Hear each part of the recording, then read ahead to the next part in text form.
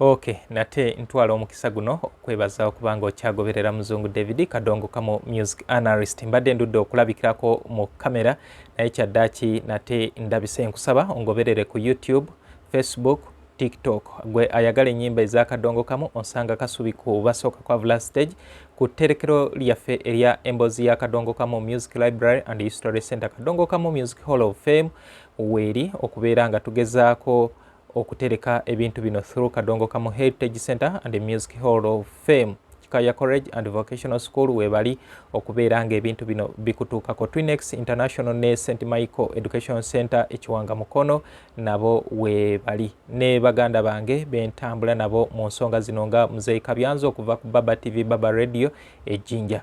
Olunaku lw'eggulo nasobodde okutambulako mu bitundu by'e Rakai n'ekyotera nga nambulako baganda baffe abaali abayimbi ba Kadongo kamo nga baatuva ku maaso kuno. Natandise olugendo ku ssaawa zaabadde nga 2 nga nyambibwako muganda wange Sebowa Godfrey. Omwami oyo yali aweereza program Kadongo kamo ku Mutukula FM naye kati station yavaawo naye nategeddeko nti waliwo station endala eri awo gyagenda okutandika okuba nga akolako.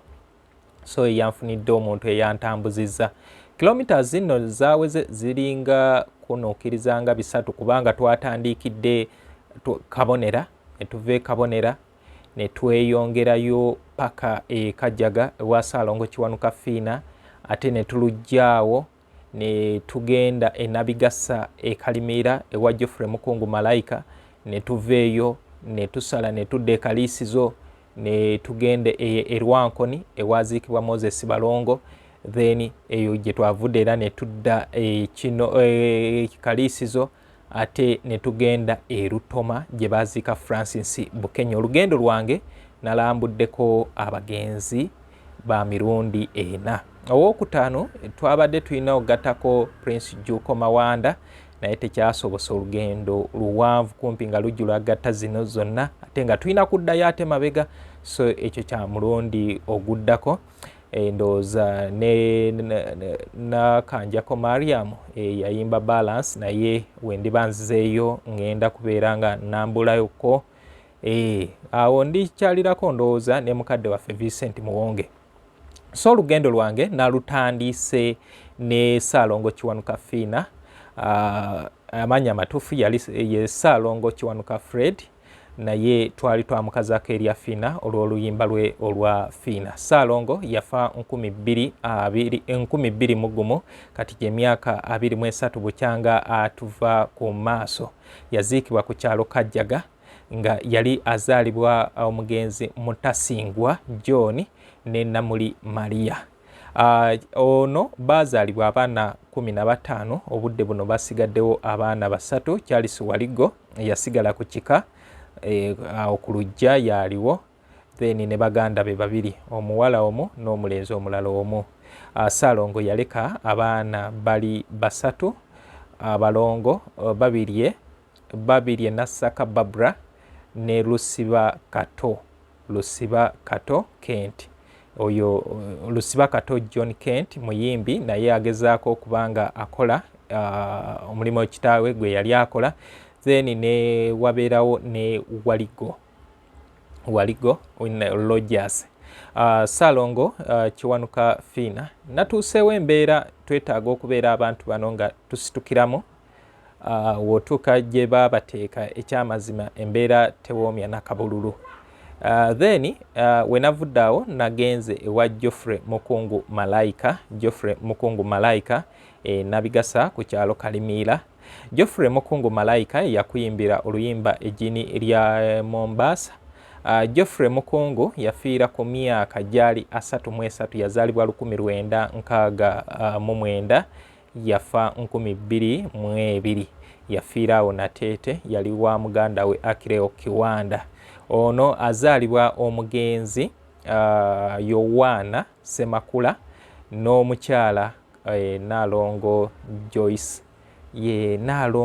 Joyce Deni Mere yatugambye amanya mangi ne Nakayiwa lirye omuzirakobe. Baazaalibwa abaana 10 obudde buno wasigaddewo abaana bali 4. Omugenzi yaleka abaana 3 omwana waliwo gwe bayita Dorin yali awo wane bwayise. Then waliwo omwana omukulu amanyiddwa nga Magala ekyembi kye nategedde nti ali mu kkomera, bamusiba emyaka egiwerera ddala eyo mu 2 tiyafunyisa omwana wa bendi olubuto, yakatambuza emyaka 4 era n'omwana oyo gwe yaleka omwana omuto kati omwana ali yatandika n'okusoma. Yoyo jo gondi Magala no mu 2016 namukuumako n'ewange emyezi nga 7. So bwekityo bwekiri. Geoffrey Mukungu Malayika banayi wotuuka we bamuziika embeera mbi nnyo ddala. Ebifaananyi soon ngenda kubeera nga mbiteekayo ku mitimbagano gyaffe elanlookinge campaign tuzimbe Geoffrey Mukungu Malayika. Bayiwayo kitaka kyekiri awo ne bakugwirirako n'obutafaali eno ku mabbali. Yeyo embeera emyaka 22 bukyanga afa amalaalo ge tegakolebwanga. So yaleka abaana 3 n'omulala bamuyita Derek. We navudde awo ne neeyongerayo ewa muganda waffe Moses Balongo Erwankoni. Moses Balongo yazaalibwa 1966 yafa 2002 yafiira ku myaka 36 naye emyaka 22 bukyanga atugendako era ye omujjukira mu kibiina kya Peking, omujjukira mu kibiina kya kulabako gitasingaza ekya Prince Job Paul Kafero, omujjukira mu bazira, then alina n'ekibiina kye ekirala era kye yakolayokko yoyo Moses Balongo. Moses Balongo yazaalibwa ng'omwana omulala naye olumbe lwamukuba nga kyajje atandike okutambula bw'atyo n'afuuka omulema, naye nga Moses Balongo yali musomesa by profession, yasomera Kigo ekyotera gye yasomera obusomesa obwa primary era yasomesako Erwankoni. Awo yava n'ayingira ekibuga Kampala n'atandika okubeera nga ayimba, naye nga yazaalibwa mu Jimba Charles Kafero ne Najjemba Josephine. Bazaalibwa abaana 5, wasigaddewo omwana omu ye Gonzaga Namukasa ye mwana asigaddewo ku baana gundi Moses Balongo be yazaalibwa nabo, wasigaddewo omwana omu. Moses Balongo mu nsi yaleka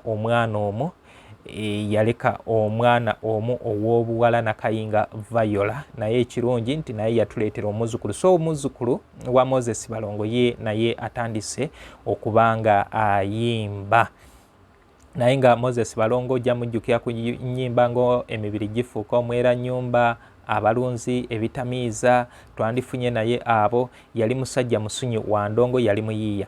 Twakomeekereza olugendo ne Francis Bukenya entumbwe ya Mugowa, twabadde Lutoma, zaabadde mu ssaawa nga 10 Lutoma twagenze Francis Bukenya we yaziikibwa, naye embeera mbi era twetaaga okubeera nga tulonkinga campaign ey'okubeera nga tukola ebintu bino. Nebaza Mwami Ssentongo Vincent okuva e Masaka yeeyamye emitwalo 10 ku lwa Geoffrey Mukungu Malayika nti amalaalo ge gazimbibwe. Nsaba abali wano Harriet Birungi gy'oli gwazuukusa oluyimba lwa entumbwe y'Omugowa, nsaba era tukulemberemu ekintu kino, entumbwe y'Omugowa tumuzimbe. Yafa 2012.